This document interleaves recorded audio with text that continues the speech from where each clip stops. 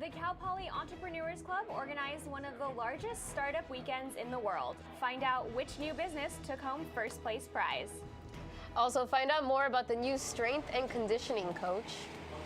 And the people of San Luis Obispo have voted to make Heidi Harmon their mayor once again. Broadcasting from Swanson Studios, you're watching Mustang News. Hello and welcome to Mustang News. I'm Cassie McIntyre. And I'm Stephanie Garibay. Here are today's top stories. Medical cosmetics, an innovative way to store your laptop, and an online freelance platform for Cal Poly creators are among the companies developed in only 54 hours at this year's Startup Weekend. More than 100 students and community members hustled to create 11 businesses in only 54 hours last weekend. The Cal Poly Entrepreneurs Club organizes one of the only student-run startup weekends in the world, but also one of the most attended. Most startup weekends get about half the attendance that we got, so it's really cool to see that many people inspired by entrepreneurship. At the start of the event, participants pitched their business ideas and the larger group voted on their favorites. Once the final 11 teams were formed, the grind began. Many teams got to work before sunrise and worked well into the night on their journey to launch a business by the end of the weekend. Last night I also had 4 hours of sleep, but honestly I think that happens when you're super passionate about something. After working for only 2 days, teams pitched their ideas at demo night. An audience choice award was decided using artificial intelligence software called Swarm AI. A panel of judges awarded the Startup Weekend finalists. Elevate, a tech accessory combining computer case and stand functionalities, was selected as the winner. So we'll be able to raise up like any other regular MacBook stand, but this way it's also a case at the same time, so it then can retract back down. All Cal Poly Entrepreneur events are open to students from any college at Cal Poly. No matter what you're studying or what you're interested in, what your skills are, or what your experiences are, you are 100% welcome at the Cal Poly Entrepreneurs because everyone's passionate about something. We just want to help you follow that passion. Lorna.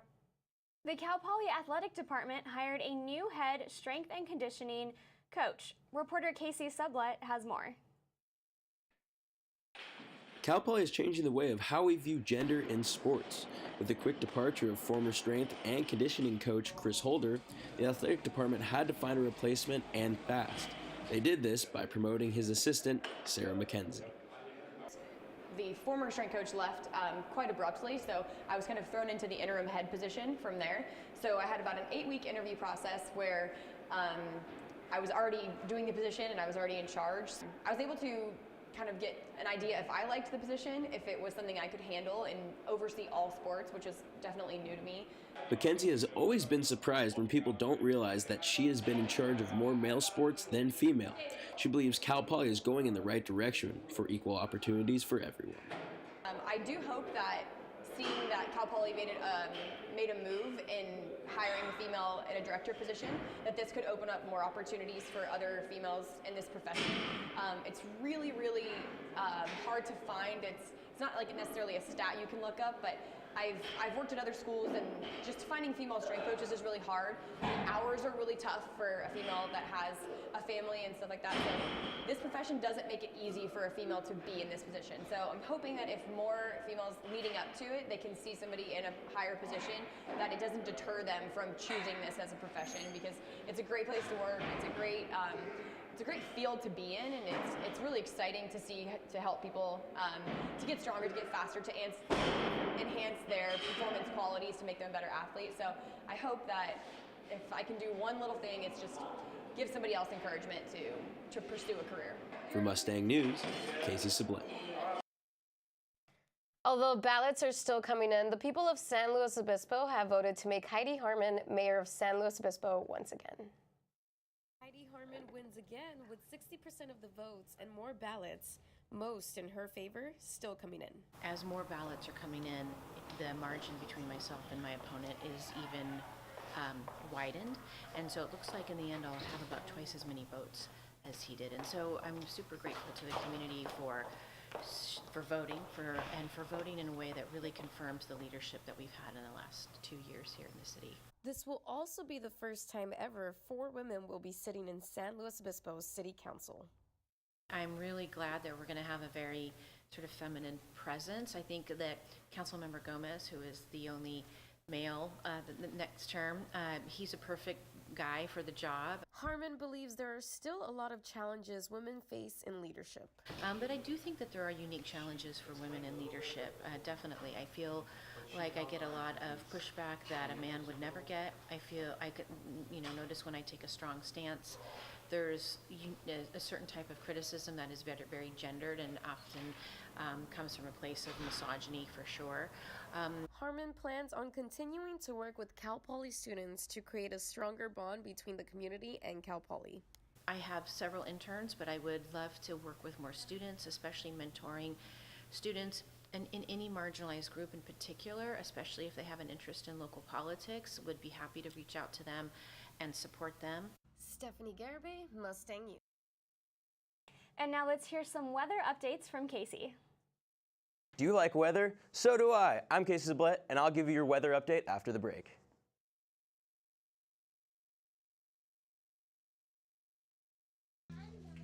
She had so many children, she didn't know what to do.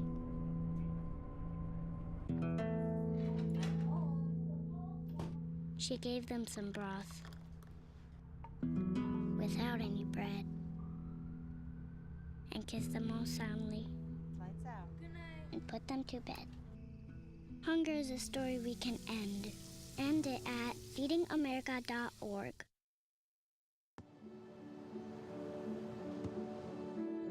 I don't remember how it started. Go to that. Our back and forth. It always came back. Dad!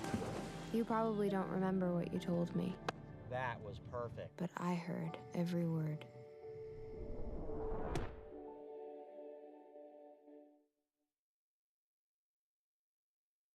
Do you want to retire like a champ? Just like legendary basketball star Uncle Drew? Don't do him like that, Uncle Drew! You're already acing the game. You've got your dream ride. Don't be slamming my door. Sorry about that. You just did the same. Gotta get the boys. Your dream vacation and your dream team. And now you can make your retirement just as legendary. I get buckets. Get the tips you need to get on track at aceyourretirement.org. And welcome back to Mustang News. Once again, I'm Casey Zablett, and I've got your weather for the week. So if we take a look over here, 83 is going to be the high and 40 is going to be the low today. It's been pretty warm out there. I'm feeling the sweat run down my back currently, so you know it's 83 degrees. And so, all right, South County. If we look up here in Arroyo Grande, 78 in the high, 45 in the low. And we're kind of seeing a similar trend around here in the South County, going into Santa Maria over here, as well as Orchid. Starting to get a lot warmer, but also a lot colder at night too. You can really feel that. You're gonna wanna start putting those heaters and whatnot on. You know, your energy bill's probably gonna start getting a lot worse. So that's the winter season for you. You can't do anything about it. You know, daylight savings, am I right? And North County over here. Paso, it's not as hot. You know, the 70s, it's not in the 80s except for San Luis Obispo, of course. But the 30s, I mean, it feels like we're in Antarctica with the 30s. It is getting so unbelievably cold. I don't know what I'm about to do about it. I think I'm just gonna grab another sweater, head down to the Lulu store, get some really sweet, deals going. And the beaches, and I'm all about the beaches if you know me. And so the beaches are also staying a little bit cooler. We got that nice offshore breeze, 77 Cayucas, 76 in Morro Bay. And then also, I mean, there's a nice swell coming in from, it's about a northeast, northwest swell. Waves are about to be head high, 4 to 5 feet. And so, if you're looking to have a good weekend, trying to hit some barrels or whatnot, these are the beaches you want to get barreled in. You want to get barreled every day at these beaches. And then moving on for your 5-day forecast, we have over here Wednesday, 80 degrees, 43. That's what we're at right now because today is Wednesday. Tomorrow, Thursday, 78, 43 low. Friday, starting to get a little colder. Saturday, it might as well just not be California. 67, I mean, what is this? Come on. And then Sunday, 68. Well, I'm Casey Zablett. Thank you so much for joining me for weather, and we're going to go to Allie with sports. Allie? Let's first just say that Casey knocked that weather report out of the park. Thank you so much, Casey, for that weather report. Let's take a look now into the rest of the world of Mustang sports. So CP football versus Idaho State. Cal Poly faced off against Idaho State last Friday, in which they upset the Bengals, winning 37-14. During the game, senior fullback Joe Prothero achieved the all-time record for most yards rushed in a single season with 1,627 yards and a game left to play.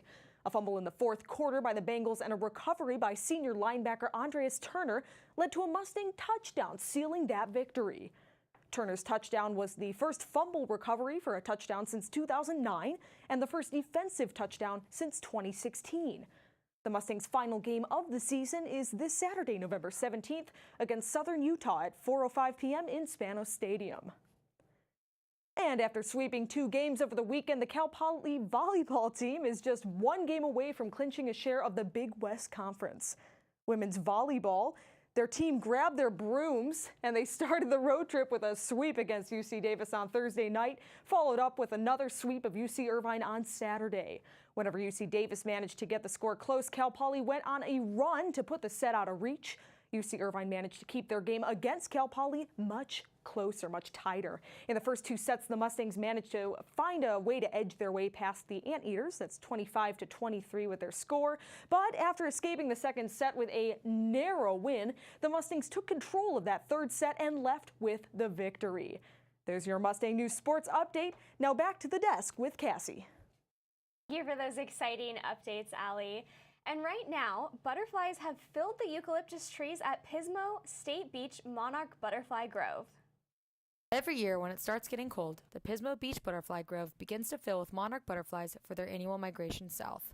Jan Ullerholm, a state park docent at the Pismo Beach Monarch Grove, explains why Pismo Beach is an ideal stop for monarch butterflies. The fun thing about these trees is that they have a big canopy, and this canopy acts as both an umbrella and an overcoat for the butterflies to help protect them from the elements. While there are many places to see the butterflies, the Monarch Grove in Pismo Beach is the largest location on the West Coast. One of the places in the world that has the most visitors learning about monarch butterflies. Last year we had about 100,000 people that came to this park to learn about monarch butterflies. The monarchs start arriving in late October and spend the winter there until they leave in February. It's not a way station. They're not on their way to Mexico or anyplace else. Along the coast of California, there might be 200 of these different sites where monarch butterflies can overwinter. The Grove is located on the west side of Highway 1, just south of the North Beach Campground in Pismo Beach. Kylie. And we'll be right back after this commercial break.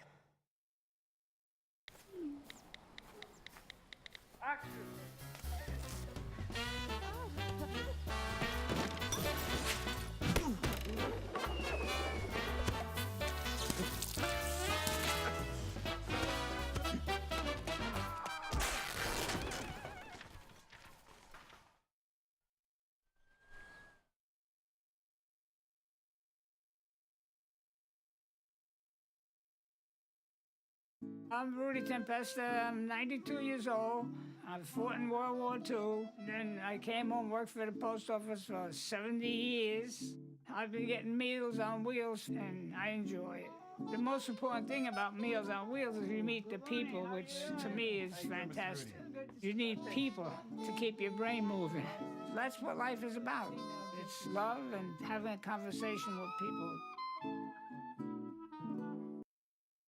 Thank you for joining us for our news updates today, and we hope you have a great rest of the week. I'm Cassie McIntyre. And I'm Stephanie Garibay. Have a great rest of your day.